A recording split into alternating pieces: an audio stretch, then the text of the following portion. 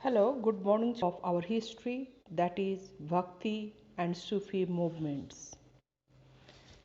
First, we are going to see causes for the rise of Sufi movement.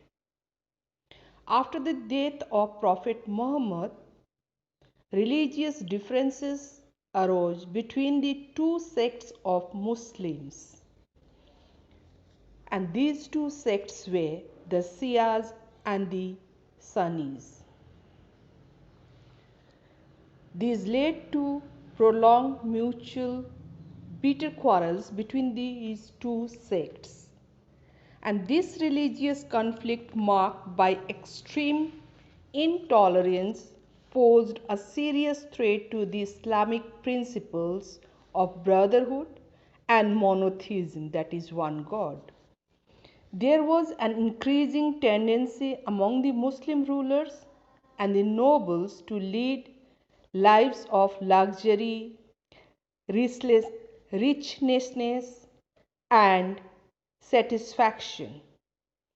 This was opposed to the Islamic principles of simple living and piety. So, Sufism arose as a reaction and response to these threats in the Muslim society.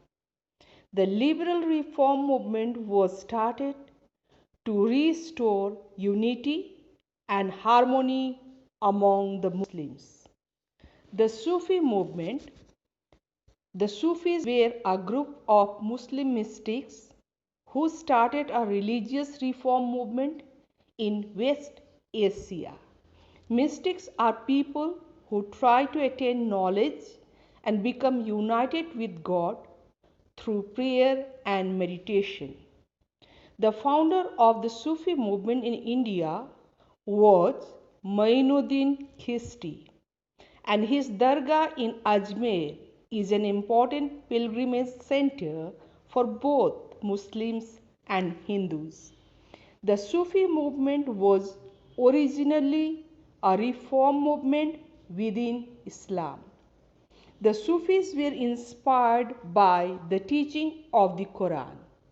The Sufis came to India with the Turks in the 12th century CE. Over the years, they absorbed Buddhist and Hindu influences and were greatly respected by the Muslims as well as the Hindus.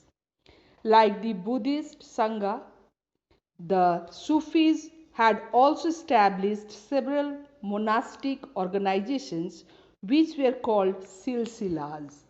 And two of these organizations, the Chisti and the Surawardi orders, became popular in India. Teachings of Sufism.